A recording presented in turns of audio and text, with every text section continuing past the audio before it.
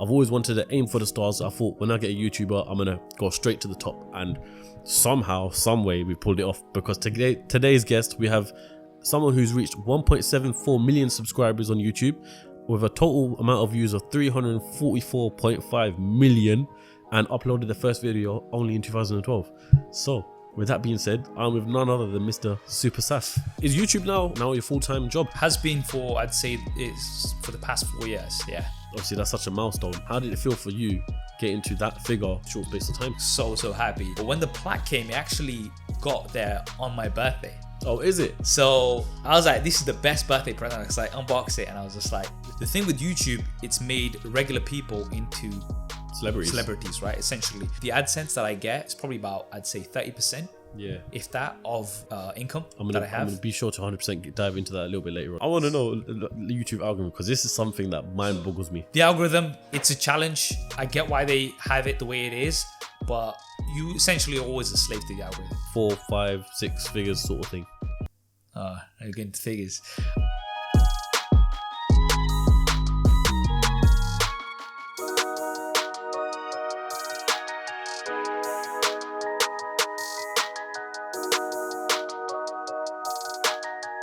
So as I started CEOCAST and as I've become more of a YouTuber, I've been looking forward to getting another fellow YouTuber on, because I feel like it's something that I can connect with, as well as the guest as well. And I've always wanted to aim for the stars. I thought when I get a YouTuber, I'm gonna go straight to the top, and somehow, some way, we pulled it off. Because today's guest, we have someone who's reached 1.74 million subscribers on YouTube, with a total amount of views of 344.5 million, and uploaded the first video only in 2012. So, with that being said, I'm with none other than Mr. SuperSaf. Thanks for having me, man. Thanks for the awesome intro as well. Yeah, that's what happens when you do research properly. Nice, man. Nice. So you're a tech YouTuber. Yeah, I'd say a tech content creator. Tech content creator, yeah. The term YouTuber kind of limits you to just YouTube. Yeah, and yeah. Yes, sure. that's still my core, but I like to think of myself as a multi-platform content creator. That's the term that my partnership manager uses to kind of pitch me. Oh, fair enough. It's like multi-platform because, alhamdulillah, it's not just YouTube, but, Instagram, Twitter, TikTok recently, which is blown out of the way, yeah. I didn't think I'd ever be a TikToker as well. You know what I mean? So it's good to not have all your eggs in one basket. So, yes, the core of it, I'm still a YouTuber, but I like to refer to myself as new content platforms creator. come out and everything, we'll probably join them. And, content creators, let me correct it. Content creator is, I think, the best term. Some people use influencer. We generally don't like the term influencer, especially when you're covering tech, because it makes it like what you're doing is to influence people, which what we're not doing. Some people do get influence as a result of what we do. Yeah. I'm quoting my friend Marquez, but yeah, that's people do get influenced as a result of what we do, but that's not our aim. Our aim is not to influence people. Provide information for the latest gadgets, tech products, everything along that spectrum. So the reason why I'm very excited for today's podcast is because not only, like I said, fellow YouTuber, we can class YouTube is definitely a business, or being a content creator is a business, but also I feel like if I wasn't doing CEOCAST, I think this is definitely a space I would be in, because tech has been around me for such a long time, and it's something that, I used to work in Carphone Warehouse, so it was just a natural progression. So that's awesome, man. Yeah, so I want to get started with this, man. So so tell me a bit about your journey. Yeah, but first thing I want to say is Carphone Warehouse, because you mentioned Carphone Warehouse. Yeah. So when I was at uni, I've always been into phones, right? Yeah. So it's funny because I did apply to Carphone Warehouse and all of the phone shops because I was super into smartphones. Yeah. And none of them replied to me. And it's funny because a few years later, Carphone Warehouse actually did a huge project with me in New York. And I was just like, but yeah, no, it's interesting to hear how the that. times change. It is. Alhamdulillah, man. So yeah, like I said, you started you uploaded your first video in 2012. Yes. So it sounds like a long time ago, but you think about it, it's only 9 years ago. 9 years, yeah, man. It's gonna be my 10-year anniversary soon, inshallah. In January, yeah. Yeah. So so funny thing is, I was actually making videos before that. Not particularly on tech. I used to do I picked up a DSLR camera. Yeah. I've always been into tech personally myself, right? As you were saying, and just tech support for the family. Yeah, I guess it's just a natural reason for you to start SuperSaf. Yeah. So, but what really kind of kicked it off is I bought a DSLR camera, no training whatsoever, and I just love making videos. I was like, if I wasn't doing this, I'd probably be like, ideally I wanted to be like making films, right? Okay, yeah. So I bought a camera, no training, to start making videos, taking photos, making videos, right? And what I noticed was people were just asking me for advice all the time. Not only my family, friends, but now people online anywhere, like, oh, which camera shall I buy? Which this shall I buy? I even asked you advice about this camera here. Exactly. And my iPad. So this is the thing. So it became more than like just a bubble. Yeah. But like it extended outside of that. So I was like, you know what? Maybe I should do some YouTube videos around it, right?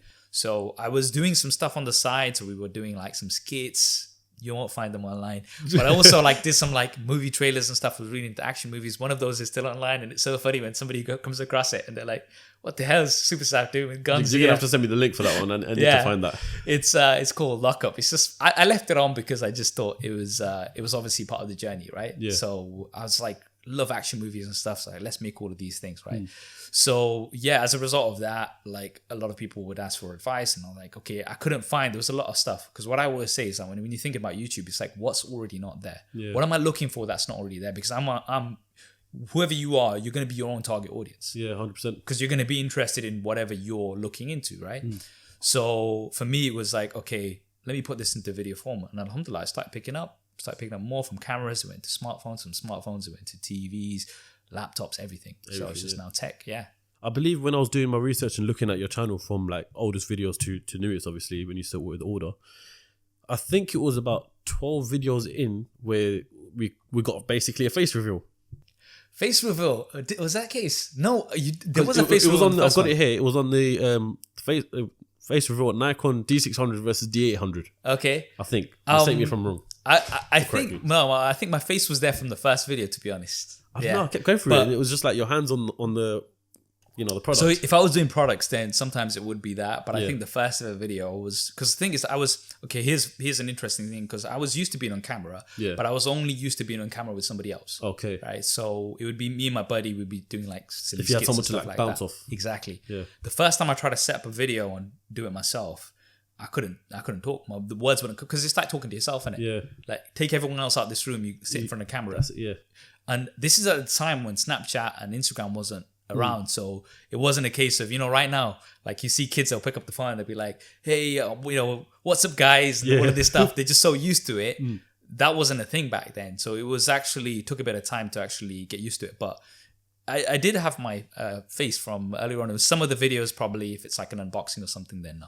Okay, yeah, no, because I was thinking that that was the first one I come across. I was scrolling through all of them last night, thinking there's a lot of videos there, man. So you've always been comfortable on camera then?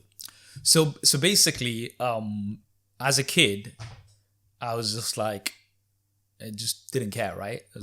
It's one of those things. So if you look at any of my sort of home videos, I'm the one like just chatting Bob on the camera, making faces, don't care, right? So it was always that sort of. That was just me, right, in the family. So I guess I was always comfortable to be like, just. The thing is, like, the embarrassment threshold for me is just like, I don't really care. It's like, what's the worst? People are going to make fun of you? I don't care. So the thing. So then that's what it was. So I kind of was already used to that. So I just like, okay, there's going to be people who are like, he's quite weird looking or whatever, right? I don't care. It's like, it's fine. So I think that's what it was. So I was just kind of comfortable from that point of view. But as I said, it took me a long time to actually get comfortable on my own in front of camera, because you're talking to yourself. 100%. And that's not something that I always do. Okay, maybe occasionally. No, that's what I experienced as well. When the first time I got jumped on camera, the first time I done a podcast, I thought this is so weird, because you're talking to a lens, and that's not going to talk back to you. Exactly. But I feel like now, and you might be able to relate to this as well. Now it feels more natural, because rather than talking to a camera, I'm talking to the audience right now, even though it's not live yet. But, that's it. You that's feel it. So you just have to visualize it. No, I agree with that 100%. Because even when I look back at my old videos, back then when I was recording, I was like, banger. Yeah. And then you obviously when I was editing at the time, I was like, good. But when I look back at them now, I'm just like, who is this person who's such monotone, low energy sort of thing? So now I've kind of learned you've got to amplify everything by 10 for it to come across on camera as a normal person. Exactly. much. And also people are also used to, because you've got all of these animated YouTubers and, you know, content creators, Yeah. they're kind of used to a certain level of energy as well. Yeah. That if you just don't put that energy, they're just going to switch off and they're going to move to something else. Yeah, fair enough. So before we continue with the podcast, I want to ask you, if you're not subscribed, please subscribe already. No, that doesn't make any sense. If you're not subscribed already, please subscribe. We're trying to reach 50k for the end of the year. So make sure you subscribe, give us a like, and let's continue. So is YouTube now, or content creation now, your full-time job? Has been for, I'd say, it's for the past 4 years. Yeah. 4 years. So what, 2016, 17? 2017 is when I quit my full-time job and I went on full on. So alhamdulillah, it's been 4 and a bit years. Alhamdulillah. And yeah, so content creation, YouTube, Instagram, social, all of that is full-time. Yeah. So let's reverse it then. So you quit your job in 2017. Yeah. What were you working as? So I was actually working at a university. So I studied multimedia computing at university, right? And before I was about to graduate, I needed money to go to Dubai with the lads, right? So I'm like, what do I do, right? So I already had a job set up in London because that's where I had my placement. So I was going to move to London and start working there. Yeah. But obviously there's this period that I need some money to go to Dubai. So I'm like, there was a placement going at the university in marketing as a 3D animator. Okay, yeah. Right? And that was my specialty back then. So I applied for that. I'm like, I'm going to do that. It's a 2-month placement. What year is this? This is, I can't remember, man. This must have been about 2005. No, it's probably about 2009, 2010 time. Okay, fair fair 2008, somewhere around there. Anyway, Yeah. so I graduate, right? Well, I've not even graduated yet. Get this. I got the placement. So I was doing some animation for them, right? But then they really liked my work. So then there was another position opening. I'm like, look, I won't have to go all the way down to London. I can stay in Leicester. Money's better and stuff, so I'll do that. So then I carried on there, and from there I kind of, from 3D animation, went to web design, interactive web design, Flash. I was a specialist in Flash. You probably don't know what that is. No, I don't. There you go. You said 2009. How old was I in 2009? I was probably a kid. About 12 years old. Yeah, exactly. But Adobe Flash was like the dominant thing online first. Yeah. And then I was like, okay, this is starting to die. So let me get into video production because that's something that I was always interested in. So I bought a camera and that's when I started doing that stuff, right? Yeah. So I was working as a multimedia designer at the university in marketing. So I would do like a lot of the video production at the university, marketing material. Did some traveling as well. So I went to Brazil, Cyprus to kind of film student experiences there and stuff like that. So that's what I was kind of working on.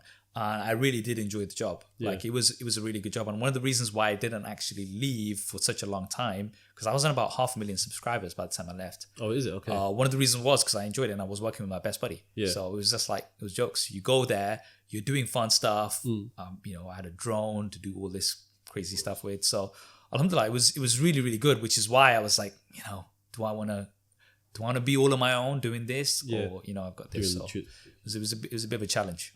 And, you know, you say 500,000 subscribers like it's small, but running a channel at 500,000 subscribers is no joke. That essentially is a full-time career in itself. Oh, yeah. And you've had a full-time career. So before I ask you how you transitioned, how did you manage both? I didn't sleep, bro. I'll be completely honest with you. It wasn't healthy, man, because this is one of the reasons why I wear these, man, just cover up the tired eyes. So what would happen is, bro, it was tough. I'm not going to lie to you because it's 9 to 5, right? But one of the good things is because there was a bit of a crossover in terms of the skills were transferable. So what I was learning with cameras while I was at work, and what I was learning while I was doing the YouTube stuff kind of interlinked with each other. Yeah, interlinked. So it was quite good in that way. But like in terms of actually managing the workload, or like evenings, weekends, there were points, I shouldn't say this publicly, but there were points where I would work all the way through the night when it was like a crunch time and not sleep and go straight into work. Oh, so when you say work through the night, you talk about YouTube content creation. You make YouTube videos throughout the night, and then I'm like, okay, Fajr time, pray Fajr. Okay, now it's 7 a.m. All right, I need to go to work. I'm probably gonna get half an hour sleep. It's not worth it. Okay, go into work. Damn. and go to work. It was So you know literally no sleep. literally, man. And that was the time when that really built the channel up. So it was a sacrifice. You had to make it, right? You have to make it. And I was very much about the whole hustle life back then. It's like, I'm calmed down a lot more. But back then it was like super passionate about getting the numbers, right? Because I knew that if I hit these targets, that's how the channel was going to grow. So it was very hectic. Like, I'm not going to lie. It was a lot of work. And that's something that a lot of people don't see. You know what I mean? Like, it was full on, just trying to manage both. Cancelling, like meeting your mates and stuff. Like, forget about it. Yeah, can't do that. I want to give a massive shout out and thank you to my mates for still being my mates, because I haven't seen them in God knows how long. Exactly. Because it just takes up so much of your time. That's it, man. That's it. But this is the thing, isn't it? Like, if you want to reach a certain level of success, there are sacrifices that you have to make, man. Yeah. And that was, I mean, it was a period of time. I'm a lot more sort of calmed down now. So it's like, especially when I'm doing it full time. Yeah. But yeah, man, it was an interesting time, shall we say. So at what point did you realize that, you could be a full-time content creator? So, honestly speaking, initially when I started off and stuff, it was just a hobby and stuff, right? I think when I reached 100K and I got that silver plaque, man, it was like, alhamdulillah, man, that was such an amazing time. Yeah. And I was like, this could actually be something.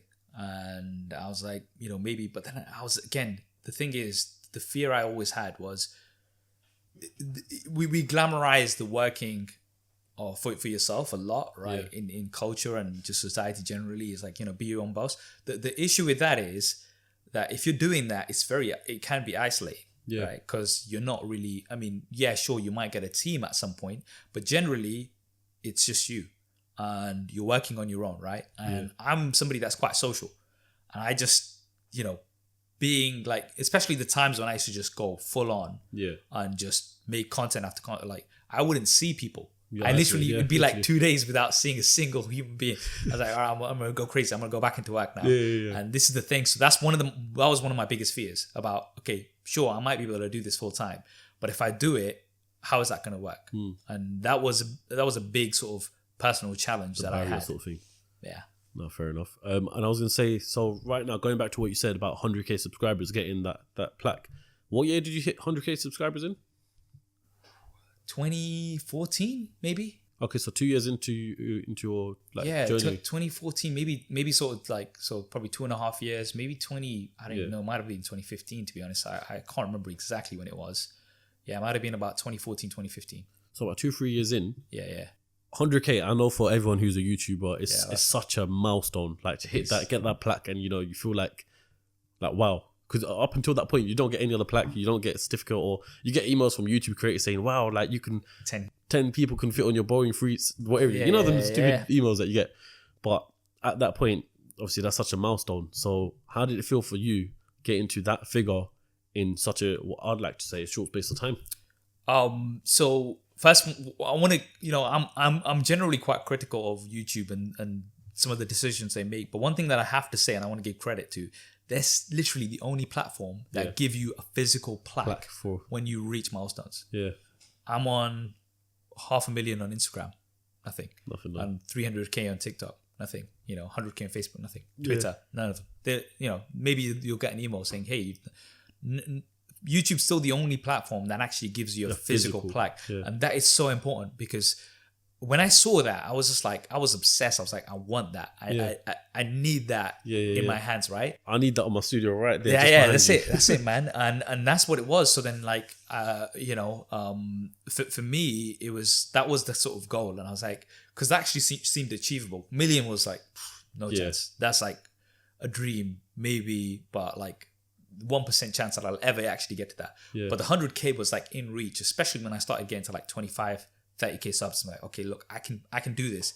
If I hustle, I put the work into it, I'll be able to get it. Yeah. And bro, when I got it, man, honestly, I just remember it. The 100,000 when I got it, I was just like, alhamdulillah, man, like so happy. But when the plaque came, it actually got there on my birthday. Oh, is it? So I was like, this is the best birthday present. I was like, unbox it, and I was just like, yeah. That wasn't planned at all, or would it fly like that? No, it wasn't planned, because the thing is, you reach 100K and then you have to kind of wait for them to like send you an email and send you an email, and then you approve it, and then it gets shipped over from US. Yeah. But then it just happened to land on my birthday, and I was just like, amazing, man. So yeah, amazing feeling. And as I said, that physical award has such an impact. It's you know, I wish more platforms did it to encourage. 100%. No, creators. shout out to YouTube because they do make you feel like something special when you hit the figures. Yeah. I think that's why on me personally on Instagram, TikTok, you don't feel as motivated because there's not even a communication from like an email saying, well done, you've hit 20K on Instagram or something like that. This is the thing. And I think YouTube, this is, again, I want to give, maybe I'll criticize YouTube on some of their practices later on in the podcast. But one of the things I want to give them credit on as well is like, because if you look at it, a lot of like the TikTokers and stuff as well, they want to become YouTubers. Yeah. Because YouTube's the only place where you can just kind of start from nothing and start making money through AdSense. And it's such a good model. Nobody's been able to replicate that. Yeah, you can, earlier on we're talking about Snapchat, and if you get onto the spotlight thing and you get onto the creator fund, then you might get some. But like, on TikTok I've got millions of views, I'm part of the TikTok fund. It's like I made probably about 20 quid on there, and it's 20 quid. It's like, come on, like the CPM or whatever their version of calling it is it's terrible. It's nothing. But this is the thing, YouTube, the model that they have and what they've had for ages, like it's amazing because it allows you to kind of go in there and start making money. Now it's going to be, I also want to be realistic here, by the way, right? Because one of the problems I have is like, when I see people and they're like always talking about the positives and stuff, and they're like, yeah, you can do it. There's 500 hours of YouTube video being uploaded every single minute. That's a lot of video, right? Yeah. I did a talk. I must have been on about 8,000 subscribers, and I got invited to do a talk at Blackburn University, right? So I went over there, and I remember doing some research before I went in to give this talk. And at that time, it was about psychology and content creation. Okay, and cool. Like the sort of things that differences revolve between around that. So it was quite interesting, but. Doing my research on that, I remember checking back then, and it was 100 hours being uploaded every single minute. It's 5 times as much now. Yeah. So that's probably like 2013, somewhere around there, right? So in about 7-8 years, it's 5-fold. So there's so much content being uploaded online. Some people kind of have this, okay, they're going to start making YouTube videos, and then they're going to start turning around money. It's a very small percentage. Because remember, there's a lot of content, there's a lot of competition, and every day it's becoming more and more difficult.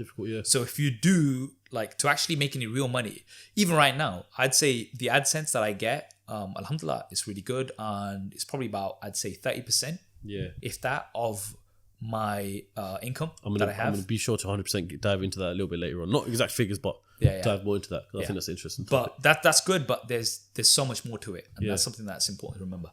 So just a straight up question for someone who's watching this right now, aspiring to be a YouTuber, would you say it's not worth it, or what's your opinion on it? So I would say anything. You want to be anything, go for it. Why not, right? You want to do anything in life, right? As long as it's legal and hopefully halal, But whatever you want to do, go for it. Like there shouldn't be anything stopping you, right? Just do whatever you want to do, right?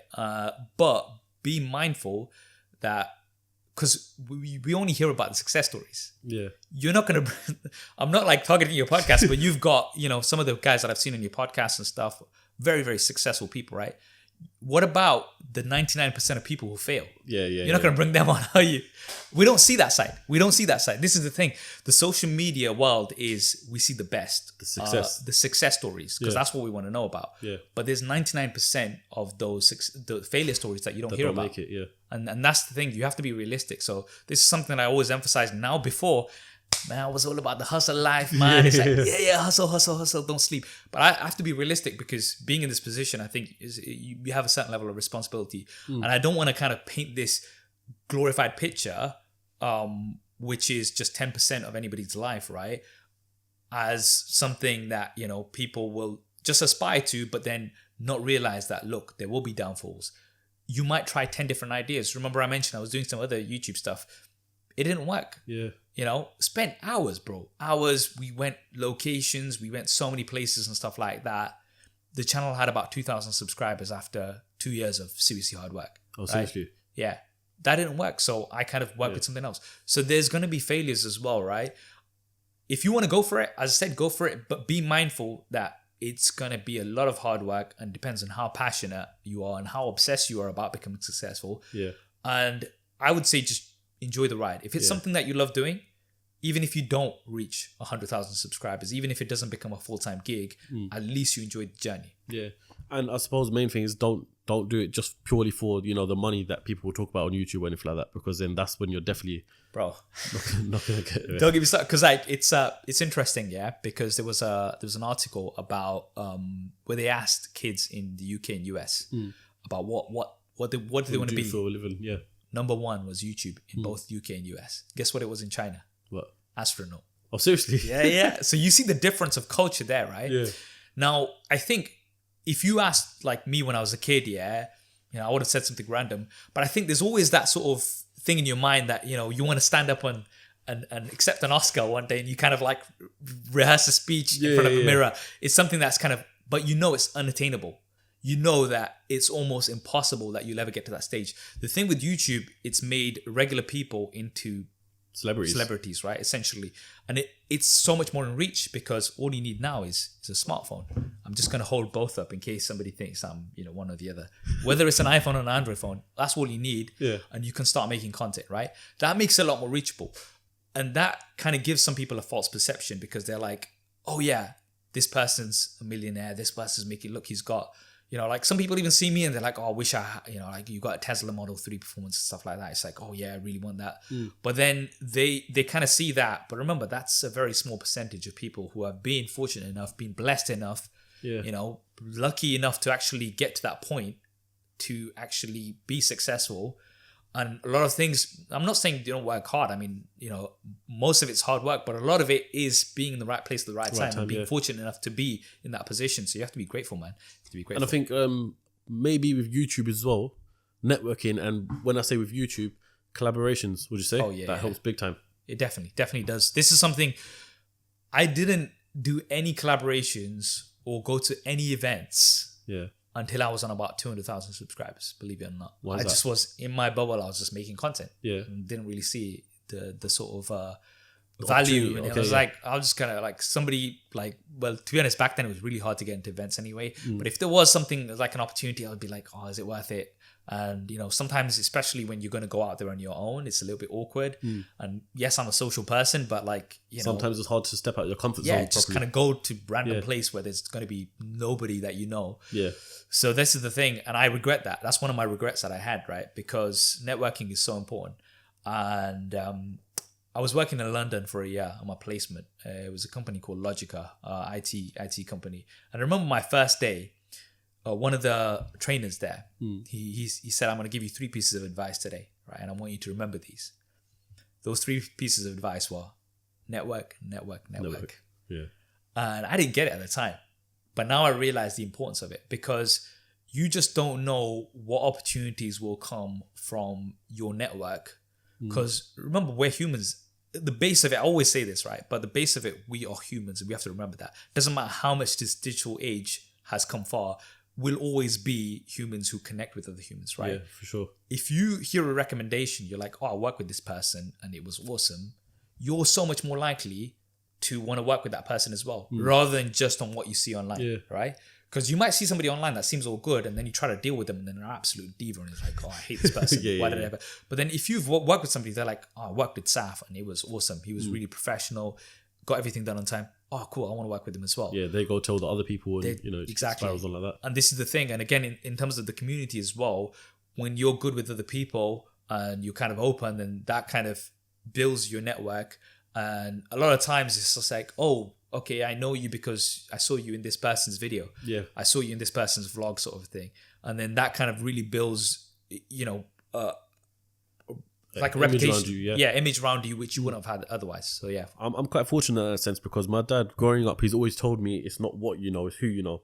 Right. And I kind of understood it then, but as time goes on, I understand it like a little bit more each day, every day. Even now, I'm understanding it more and more. And the power of that is unreal. I think network is everything. I think that's how I've managed to build this channel to where it is to today, because I don't, like, me and you've never spoken before. No. We've obviously spoken on social media here and there, but before CEOCAST, I didn't know you. Yeah. You didn't know me. I didn't know anyone who've had on the podcast. And then it's just about how you can reach these people through maybe people that you know, exactly, or how you can reach out to them yourself. And then let's just say someone let's just say Marquez, for example, is watching this podcast right now. Maybe if I go to America, then he might be like, "Oh, I've seen you because you had SuperSaf on your podcast." Exactly.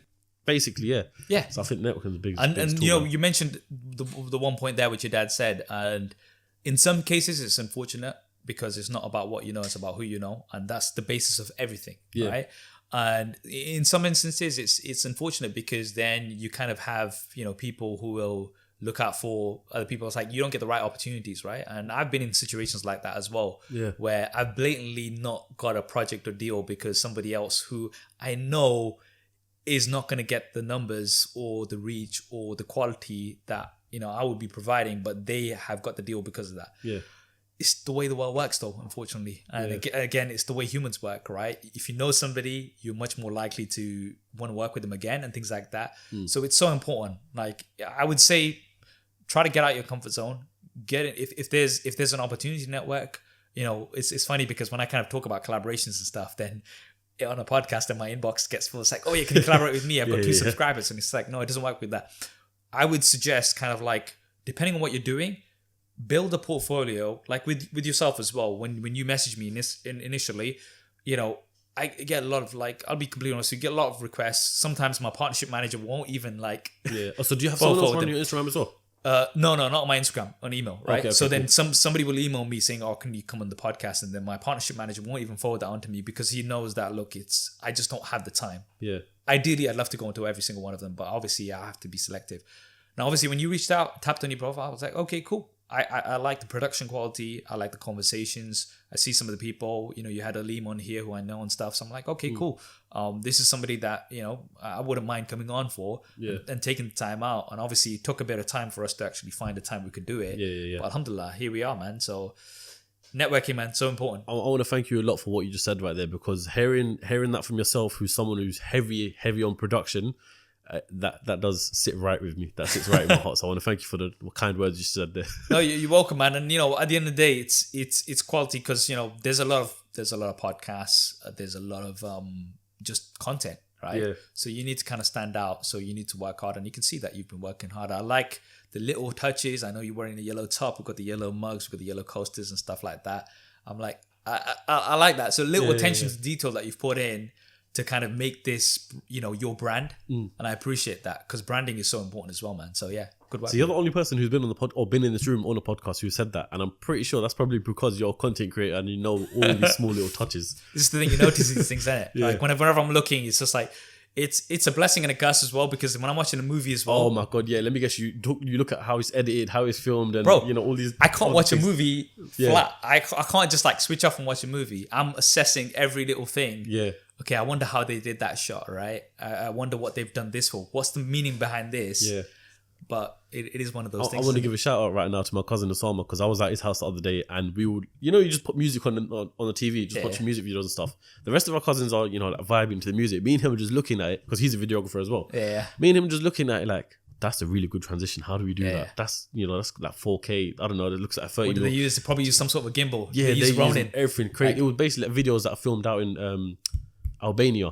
Yeah. So they'll, you know, they just look wicked. Yeah. But I want to talk a bit more about production now, because I think that is where it's exciting for both of us. So to give it in perspective for people who don't know, I'm the only one who runs CEOCAST with the cameras, microphones, and all that stuff. And I'm at not 200.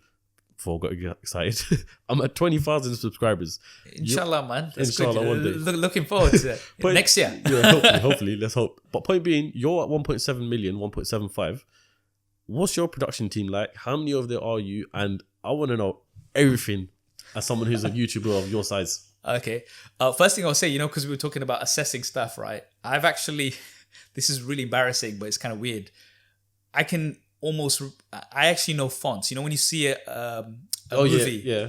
I actually know, okay, I know that's the font. It's not good. The only one it's I not know healthy. is Rift Italic Bold. I'm like, for my thumbnails. Okay, what font is that? It's like, that's a really good font. Oh, actually, this is the one. I'm like, oh, mate, this is not good. Stop. Yeah, but anyway, so in terms of my production, right? So one of the things that I've always wanted to do is keep things minimal and efficient, right?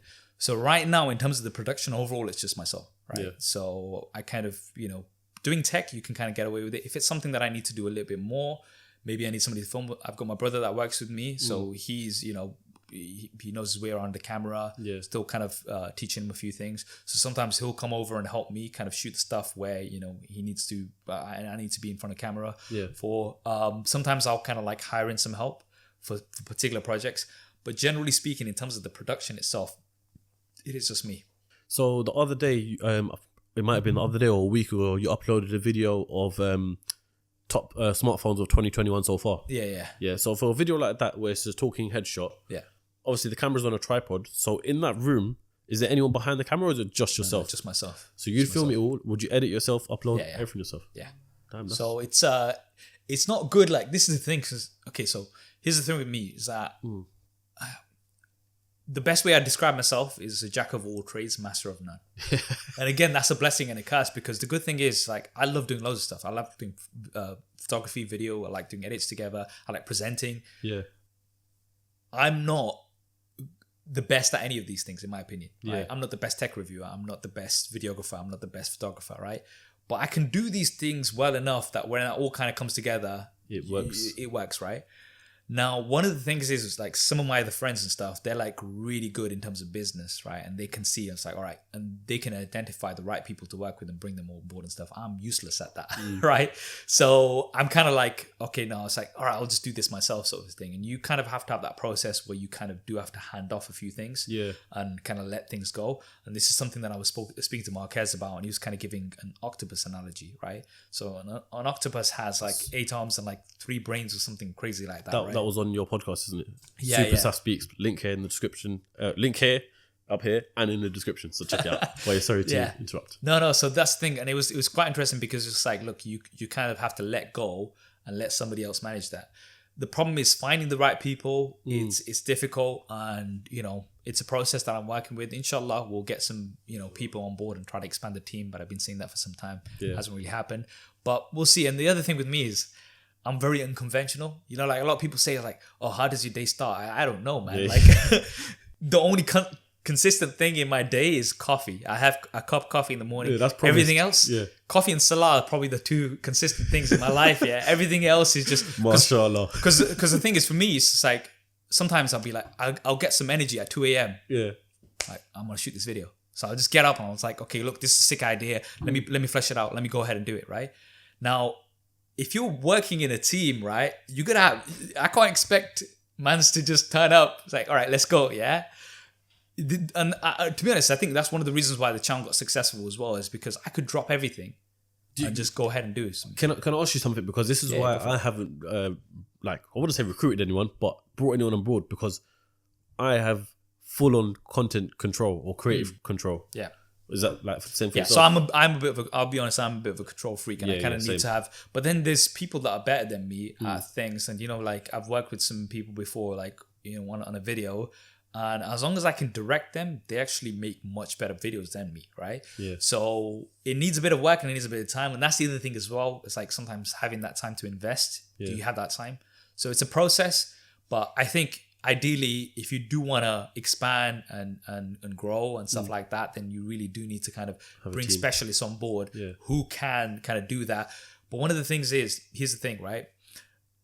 With being a YouTuber, right, is, I mentioned the jack of all trades. Yeah. That's one of the things you have to have, because you have to understand so many different, unless you start off with a production team and you've got like millions to kind of invest into it. Yeah. Sure. That's different. But I'm talking as a standalone YouTuber. When you start, you have to do everything. You were saying, like, you're recording everything. You have to edit everything yourself. You need to. Yeah. That's all you, right? Yeah. Now, the good thing with that is you have an understanding of the bigger picture. You know how everything works, right? If I hire a brilliant videographer, he might be a brilliant videographer. Does he know how to film tech? Yeah. Probably not. He's going to need time to kind of learn that. But if you kind of have a bit of a grasp of everything, you can get the shots, right? Now, the problem that I found is, and this is a problem that a lot of my friends have found as well, is if you find somebody like that can do everything, they're already a YouTuber themselves. Yeah. You know what I mean? Literally, yeah. If you, because it's this very specific skill set that you need to be able to do all of these things. And as I said, you might not be the absolute best at all of these things, because a lot of people are specialists, right? they're audio specialists, they're video specialists, they're editing specialists, right? But then you have to have an understanding, and it takes a lot of time. I'm not saying you won't be able to train those people, but you have to invest a lot of time into getting them to a level where they'll actually be able to work with your workflow, which is something that I've not really had because I still have to manage everything. I still have to do YouTube, Instagram, all the rest of it. Do you feel like you need someone at this point? Do you feel like you need to bring on a team, or are you comfortable with you running it with your brother in the background? So if you ask my partnership manager, so you've seen the podcast, right? You see E. So he manages a lot of my partnerships. Oh, okay, cool. A lot of the incoming deals and stuff. He's a businessman. He's a proper businessman. He's always talking about money. Yeah. So he kind of deals with a lot of that, and he'll always be like, "You need somebody. You need somebody." And to be honest, I think if I really did want to expand and kind of do things, do some bigger things and bigger projects and stuff, then I do need somebody. Inshallah, we'll see. If I find somebody good to work with, then we'll see. But that's the long-term plan. Get a few people, kind of then I can kind of just come in and just oversee everything. Bring in the ideas, bring in the I get what you're saying. But it's not easy, man. Finding the right people is hard. It's definitely not now, because I've had I've been in the mindset of recruiting videographers, which I have done now. But basically, when I went on Instagram saying who wants to join the team, whatever, the videos that I was getting, it was all cinematic stuff. Whether it would be wedding videos or car automotive videos, stuff like that. And I was thinking, that's great. It's great content, but it's nothing like a podcast. Yeah. So I would then have to teach you on how to do the podcast, how to do the editing and stuff like that. Do I have time to do that? I could just do it myself. Yeah. And then that's when I got to a point where if I thought I actually need someone now, but if I'm going to train someone, I'd rather train someone who I know and I can tell them off a bit. That's why I recruited my cousin. So keep it in the family. Yeah, keep it in the family. Yeah. So I thought, let me just recruit him. I can train him up, get him like a bit sharper, and then hopefully take it to a point where we can build a team slowly, where we need a team. But this is the thing. The other thing is, the other fear I have as well is, say you get somebody on board, you invest a lot of time, right? Say they get a better opportunity somewhere else, right? Yeah. You can't blame them, because at the end of the day, they're looking for career progressions, right? Yeah, 100%. So you maybe not even money wise, right? If they get to work with somebody that's like, or maybe it's in a location that they really want to go to, then it's just like, okay, that's a lot of time invested. And I know that's not the right way to think about things, but I actually know friends who have invested a lot of time in getting somebody, and then another YouTuber's got an opening. And I don't blame the person, don't get me wrong. It's career progression. If they can work with somebody that's got 10 million subscribers instead of somebody that's got 1 million, that's going to open up a lot more doors for them. I understand it, but then it's just like, man, I've just invested so much time into training this person up. That's why I got my brother. Anyhow, he works with the competition, I'm going to be after him. I know where he lives. That's it, standard. It's a struggle, but again, that's one of the things. Delegation is a skill in itself. Being able to do that, something that I got to work on. No, credit to you, man. Credit to you. So credit to you as well, because right now, fast forward to 2021, current day, you average roughly on about 100k videos per video. That didn't make any sense. You average about 100k views per video, which is sick, which is massive. That's a big push to when you release videos. How often do you release a week? I'm very inconsistent right now, man. It used to be usually when I started, it was 2 to 3 times a week. Right now, it's like 1 a week if I'm lucky. But maybe. You know what? Even then again, 1 a week is still good though, because I try. The last couple of months have been in and out. There's been some other stuff that I've been working on, so it's just been like 1 maybe every 2 weeks sometimes. Which isn't good for the algorithm, man. It kills you, but that's what it is. That's exactly what I was going to lead on to. So I was going to say you've clocked the algorithm. No. So but no, wait. I want to know the YouTube algorithm, because this is something that boggles me. Okay, so here's the thing, right? As a business, I totally get what YouTube do with the algorithm, because to them, they want to keep you on the website as long as possible. Yeah. So they feed these instructions into the algorithm. The algorithm then does what it does, right?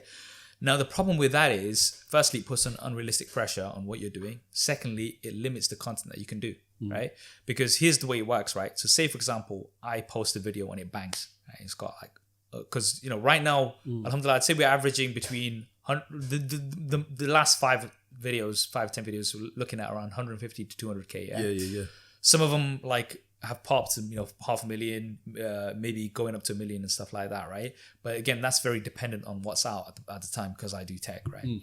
But here's the thing, the way the algorithm works, right? I do a video, it bangs, okay? Now, straight away, because it's done really well, the next video is automatically going to get pushed out to more people. Yeah. Guess what? If that also does well, it's going to carry on its snowball effect. Yeah. But then if there's a dip, and there's another dip, and there's another dip, and I get the business side of it because that's exactly what I'd be doing as well. But from your side of things, what that does for you is, especially if I'm covering tech, right? Say I cover an iPhone, which is very popular. Okay. Now that does really well. Okay. So I'm like, all right, I want to do another video with an iPhone. It does really well. I do another video on an iPhone.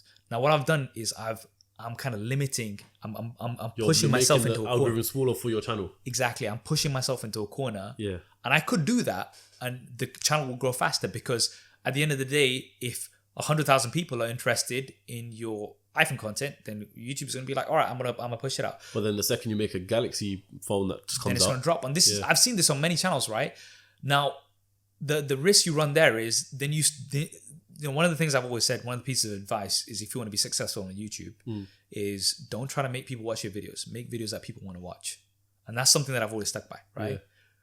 The problem with that is it'll make you successful, but it'll also limit what you can do because you're always trying to make things that are going to work. Not necessarily things that you want to make, not necessarily things that, you know, you're a bit more passionate about, whatever it is, right? You're just making things because you're feeding the algorithm. You're basically a slave to the algorithm. And that's the biggest risk, right? So the way I kind of deal with it, I mean, I still don't have a solution, is I kind of mix it up. So it's just like, look, I know this video is, you know, for me, it's like, alhamdulillah, if it gets a couple of 100K views, I'm fine with it, right? But I know like when there's a time, when there's a peak time, maybe there's a new Galaxy phone out, maybe there's a new iPhone out, it's going to peak. But I still want to cover laptops. I still want to cover iPads. I still want to cover all the other things. Tech, yeah. So I'll still cover those, the ones that I want to do. But at the same time, I am still cornered to a certain extent because I can't go completely off. Yeah. Right? So recently started doing cars and car stuff has been doing really well on the last, so it's been good. So I've done a video of your Tesla, am I right? Yeah, done a video of Tesla, done a video with the Mercedes EQS. Okay, yeah. So that's a new area that I'm really excited about and really want to get into. Yeah. But, you know, those videos initially didn't do so well. Now they're picking up because but remember, like now my audience is quite stagnated because there's some people who are like, just there for iPhones, some people who are there for just Samsung devices, some people who are there for laptops, some people who are there and then there's obviously some people who are there just for you, right? Yeah.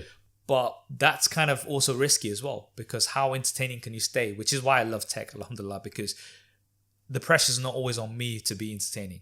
You know, I kind of, half my work's done for me. On the phones, yeah. Yeah. So the algorithm, it's a challenge. I get why they have it the way it is, but this is the thing, you essentially are always a slave to the algorithm. And it is what it is. I mean, it's unfortunate, and in the ideal world, you'd make whatever you want to make and it'd do really well. Yeah. But in that ideal world, you have a very short lifespan. Because how interesting will one person be? You remember the peak of the pranksters, you remember the peak of the vloggers. Oh, yeah, and then it dies out, yeah. A lot of them kind of fizzle out. There's only a few that kind of still have that sort of, because the problem is when people move on, people get bored, right?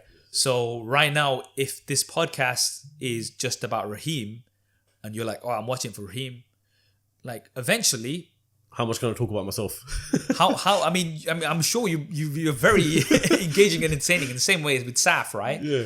But at a certain point, there's going to be a decline. Yeah. And you're not going to carry on forever. Whereas if you look in the tech field, alhamdulillah, like I've almost been doing this for 10 years. My friend Justine, she's almost been doing it for 15 years. She's still killing the game, right? You know, Marquez has been doing it for well over 10 years. You know, Austin. Tech could never die out. This is the thing. There's always new tech, and this is something that we're super fortunate to be in, right? Because there might be dips, you know, when it's quiet. Because like, you know, some weeks it's a bit quiet, so maybe you just get a couple of 100,000. Yeah, it's fine, whatever. Yeah. But then you know that, inshallah, there's going to be something that's going to be coming around the corner, which, you know, will bring the views and the attention to the channel. How much would you say like the views depend on, you know, basic things like title, thumbnail, tags? Oh, massively. This is the thing, you know, because a lot of people kind of criticize, you know, like sometimes when I'm like a bit over the top of my thumbnails, people are like, oh, I'm switching off your video. I'm like, good, go. Yeah. I don't care about you. Yeah. Just because of your thing, it's like, oh yeah, why are you doing this for? I don't care about you. If that's human nature is, if something's clickable, we'll click it. Right? Clickbait. And this is the thing, clickbait. Okay, Now, there's different areas of clickbait. If you're clickbaiting somebody with false advertising, so you're clickbaiting somebody by, you know, they used to do this before a lot. Try to trick the algorithm. They'll put, you know, I know there's a part of a Muslim audience in here, astaghfirullah, like a semi naked model on there, right? To get the click through, right? Yeah. And it's nothing to do with that. Obviously, that's wrong, right? I'm not talking that kind of clickbait. I'm not talking about something. I'm talking about how can I entice you to click my video above the hundreds, thousands of other selections that you have within that same field as well. Exactly. So like with me, I've kind of developed my own style. Yeah. So like I'll have like a little me, and people are like, what is this guy? Yeah, Obviously, I'm not. I've not shrunk myself. Yeah. That's impossible. Even with your desk tour set up, Yeah. that video, you had a little mini SAS on the chair, on the desk, and you know, things like that. So it's just being creative, right? Yeah. So then that for me works, right? So if somebody doesn't like that, I'm fine. Don't like it. Go. For 99% of the audience who are going to click on that, for your 1% because you think, oh yeah, no, that's too childish or whatever you think it is. Yeah. I don't care, right? At the end of the day, I have to cater to the audience, right? And I need to make sure my thumbnails or my titles stand out, right? And that's what I try to do. Now, I still don't, there's no set theme. Sometimes you put a lot of effort into it and it still doesn't work. Yeah. You just don't know, but you have to experiment. Some things are hit and miss because some videos or some podcasts that I do, I think as soon as I walk away from it, I'm like, this is going to bang views. And then it doesn't go anywhere. And I'm just like, why? Like, for what reason? And then until this day, I still can't figure out. I don't know if it's titles, thumbnails, tags, and all that sort of stuff. Thumbnails, I feel like I've got like, they're kind of like, repetitive, they're the same, but no, but it's consistency as well, and it's branding. Yeah, because then the thing is, if you got the brand there, then you kind of know, like, say somebody watches this podcast, the related video, they're going to be like, okay, I enjoyed this one, so I'm going to check this one out. Yeah, and that consistency is important as well. But again, you still need to stand out, and this is the thing. It's just like sometimes you do have to like kind of see, okay, what is this person going to click on, right? Yeah. How can I make this a bit more enticing for them? So that's definitely a process, but titles and thumbnails are very, very important because that's the first thing that a viewer will see as soon as they land on, whether that's the homepage or the search results or wherever your video is. Yeah. Let's talk a bit more about branding now. Not branding, but brands specifically. Okay. When it comes to a new phone release or new gadget or product release, it seems like, you know, you have content creators all in the same place at the same time. Yeah. So I want to know, what's it like? Do these brands and these like big companies fly you out to, I don't know, to a vacation to say, use my phone here or something like that? So I wouldn't call it a vacation, right? Yeah. Because you're strictly there for work, obviously. Yeah. Now, the way you see it is, okay, brands, right? They want to reach the audience. Okay. So say they're releasing a new smartphone or whatever it is, right? They're going to have an event or whatever it is. They want to reach as many people as possible. Yeah. Now, what they'll do is they will look at, you know, websites, wherever the audience is going to be, basically YouTube, you know, newspapers, etc. And the people behind it is who the people listen to. Because let's be honest, these days, right, you buy products based on recommendations, right? Now, for a brand, if they want the best coverage, they need to get the reviewers over to wherever their event is or wherever they're, you know, or get the products out to the people. Yeah. Especially over the last year, obviously, there's not been any events. So it's like they'll get the products out to the people. Now, for them, obviously, there's a risk as well because we might review it negatively, right? So there's also that risk, right? And I know some people who are very strict and they won't take, like, they will literally pay for their own flights to go or places and stuff like that. Yeah.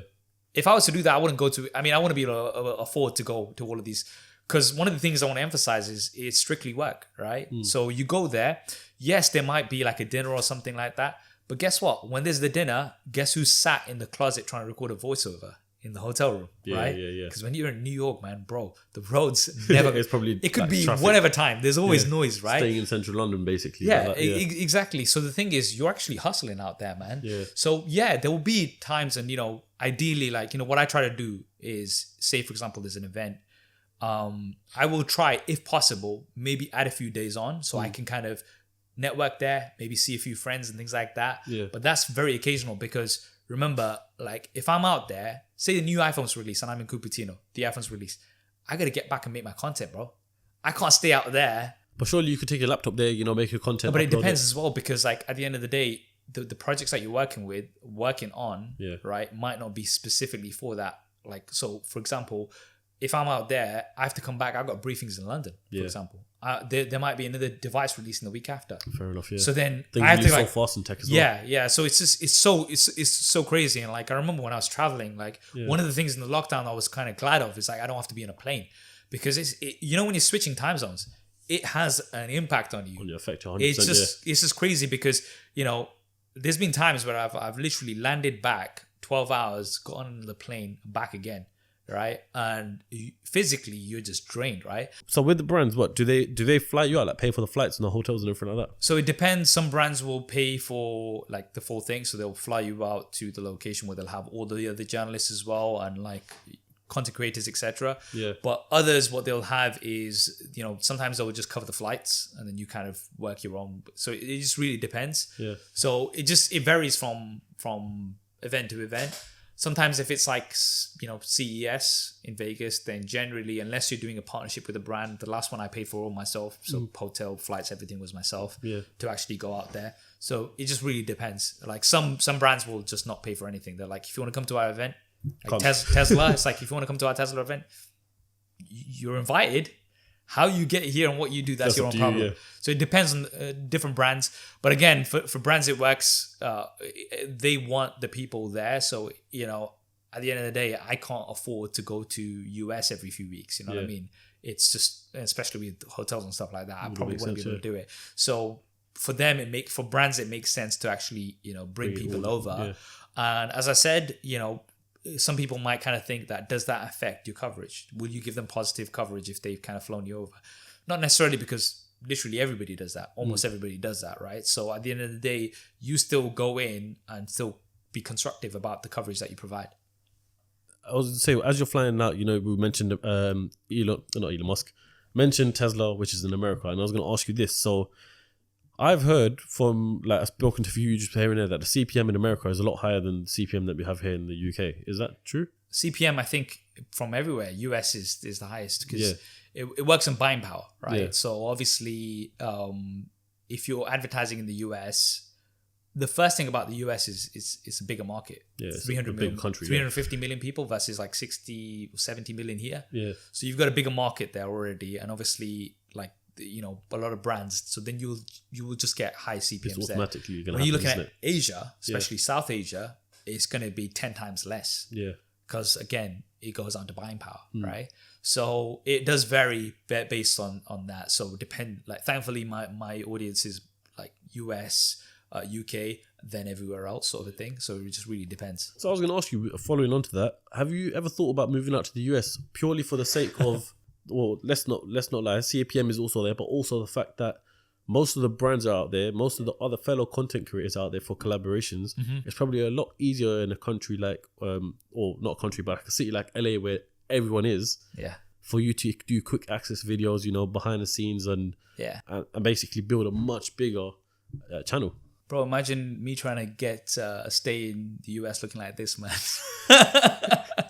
Well, maybe that Trump's card, we'll see. But no, so this is something that my friends, or especially my friends, like, you know, shout out to Kogan and E, who live in New York, and they're like, yo, Saf, when are you moving over? Come on, like, you're here so much. Yeah. Especially, you know, obviously before the pandemic, I was in the US at least once a month, right? Yeah.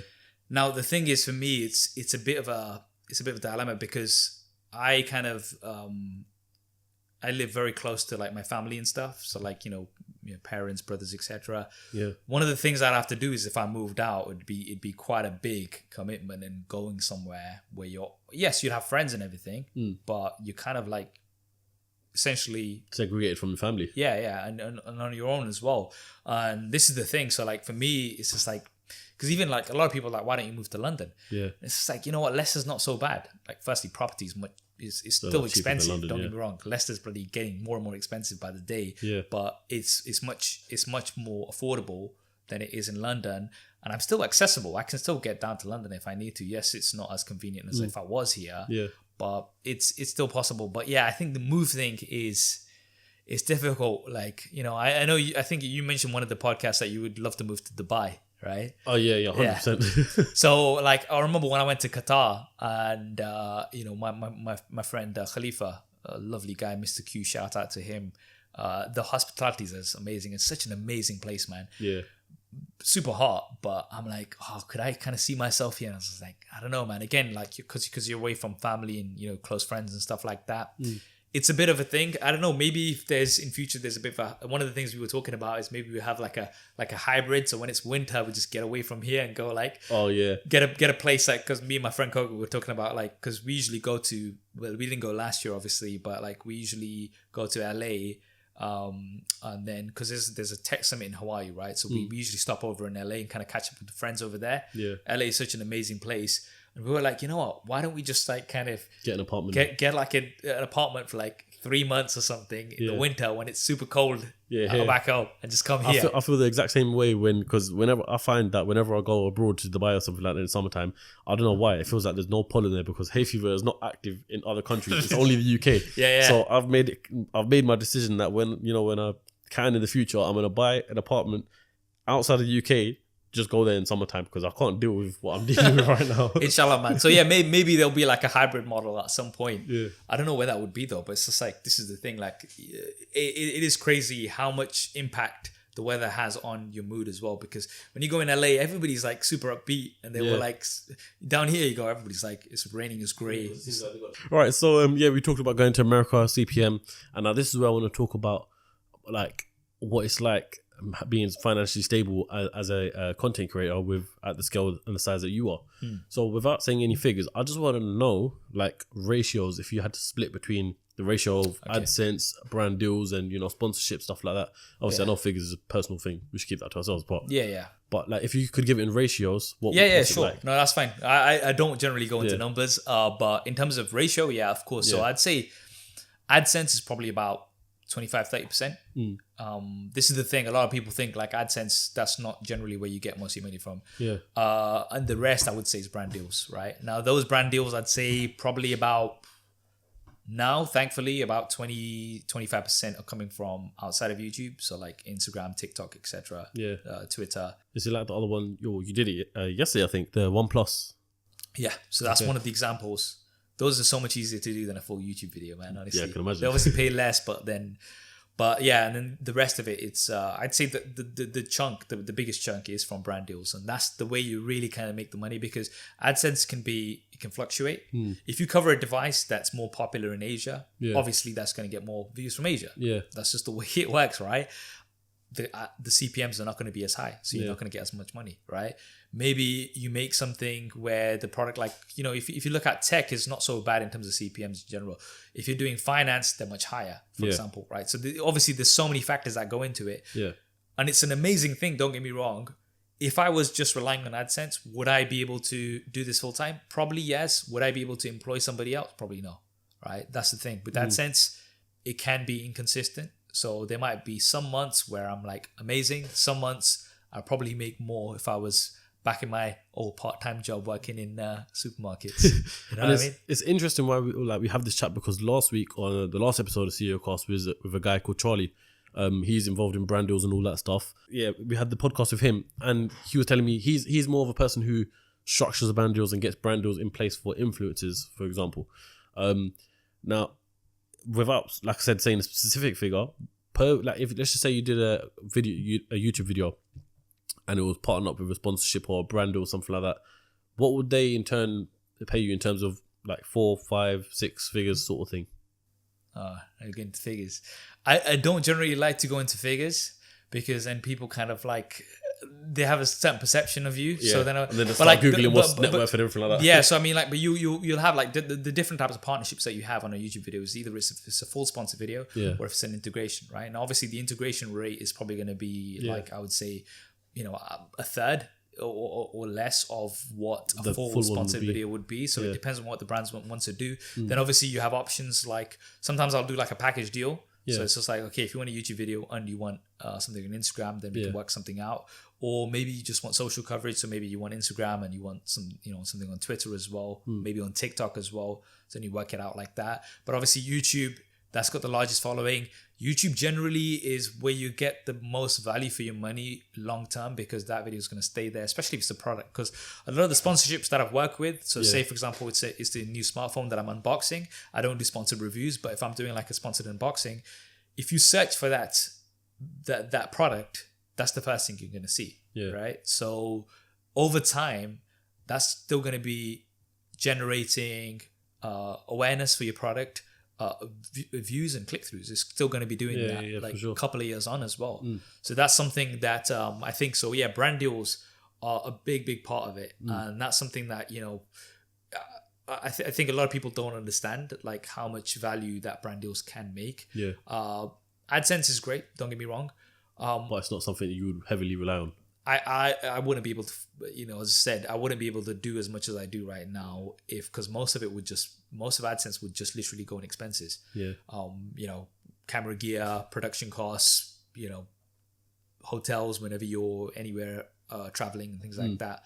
All of that would just go.